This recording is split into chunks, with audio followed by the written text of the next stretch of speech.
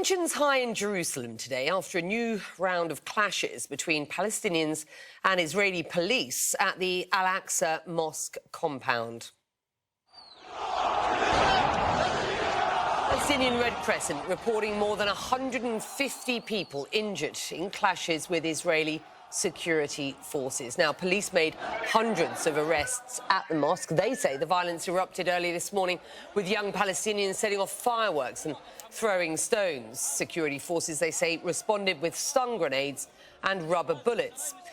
Well, video posted on social media shows an Israeli soldier aggressively pushing older Palestinian worshippers. My next guest was in the crowd praying at the Al-Aqsa Mosque when the clashes broke out. Dr. Mustafa Barghouti is a Palestinian parliament member and president of the Palestinian Initiative. In 2007, he served as Minister of Information in the Palestinian Unity government. He shot this video clip today at the mosque compound.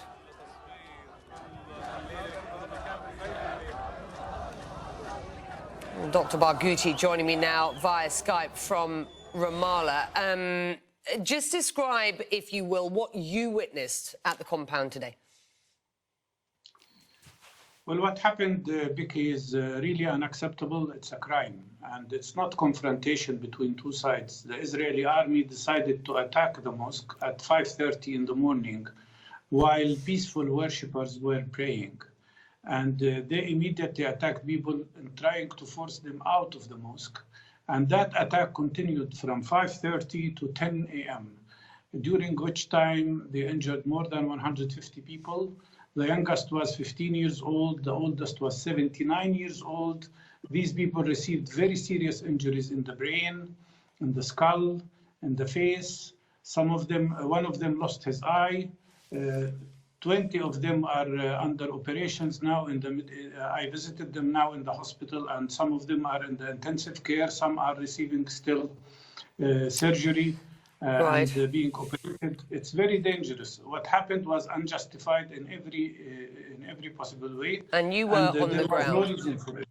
In response to what we have seen today, Israel's foreign minister released a statement, and I do just want to read out a part of it. Quote, Israel is committed to freedom of worship for people of all faiths in Jerusalem, and our goal is to enable peaceful prayer for believers during the Ramadan holiday. The riots, as they refer to them this morning on the Temple Mount, are unacceptable and go against the spirit of the religions we believe in. And the reports suggesting that young Palestinians setting off fireworks and throwing stones forced security forces to respond with stun grenades and rubber bullets. Your response?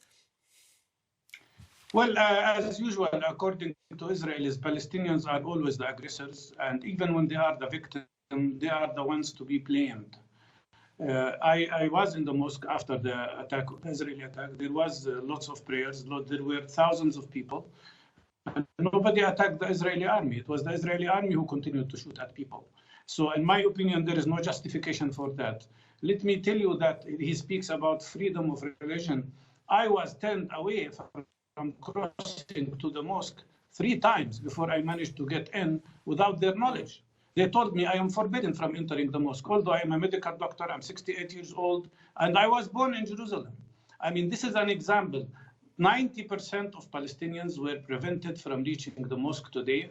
There were hundreds of checkpoints to prevent them, and more than that, the peaceful worshippers were attacked in a vicious, aggressive, and unacceptable way. This should be condemned. And let me tell you frankly, the Palestinians are extremely angry when they see this double standard in the international community.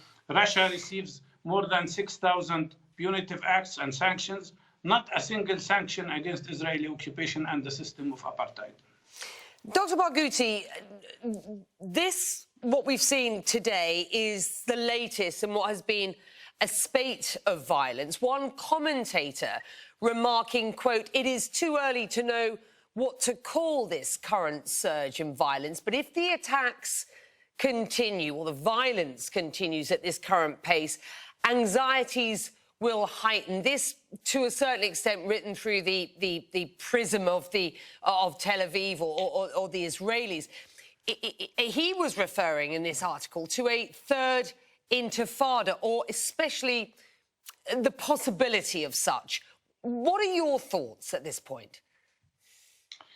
Well, as a medical doctor, let me tell you, I would be making a big mistake to the patient if I consume myself only with the symptoms.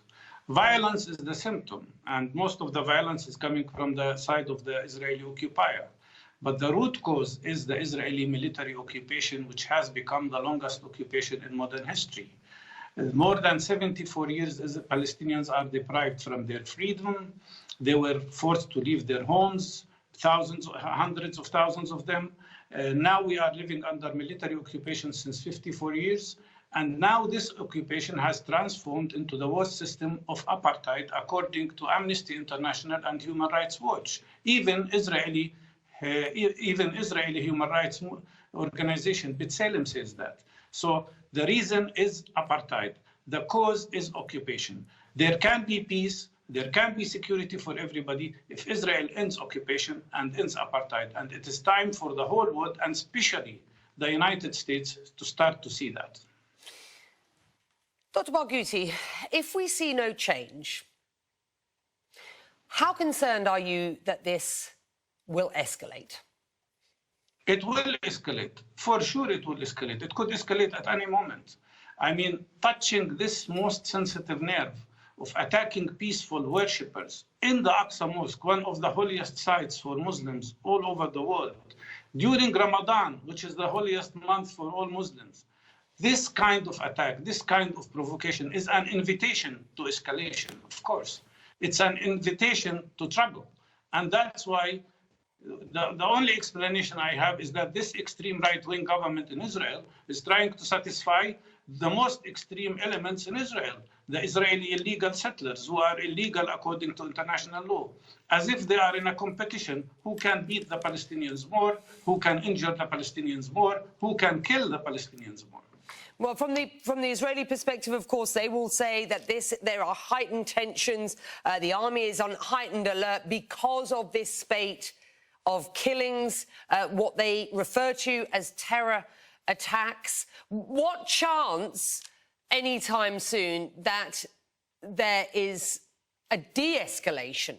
Just explain to our viewers what needs to happen in order that there is a de-escalation from the point that we are at now.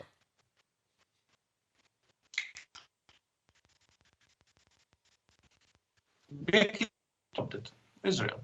We had Oslo Agreement. Who vanished it? The Israeli side. Now they are putting the Palestinian Authority in a corner. They're not even ready to talk to them politically. The only way we can change the situation is to exercise pressure on Israel. Of course, the Palestinian population is going to resist, and it is determined to achieve its goals of achieving freedom, because all we want is to be equal to everybody else in this world, to be free from occupation and free from the system of apartheid. But the Palestinian people have been let down by their politicians, haven't they? Let's be quite frank. Absolutely. I agree with you. And I agree with you because Oslo Agreement was a farce agreement. It was a false agreement because it was not fair to the Palestinian people. And that's why we are demanding democratic elections. And that's why I always say the only peace that can last is between democracies, when the aspirations of the Palestinian people will be respected and not agreements that will be imposed on politicians who cannot defend their people. That is the situation today. But the world community has a responsibility here. If the world community cares about international law in Ukraine, and if the world community cares about war crimes and cares about not allowing occupation, then why don't they interfere here and pressure the powerful side, which is the Israeli government and the Israeli army and the Israeli establishment? That is the trick, and that is the test to the world community and to international law, in my opinion. Dr. Barghouti, it's good to have you with us.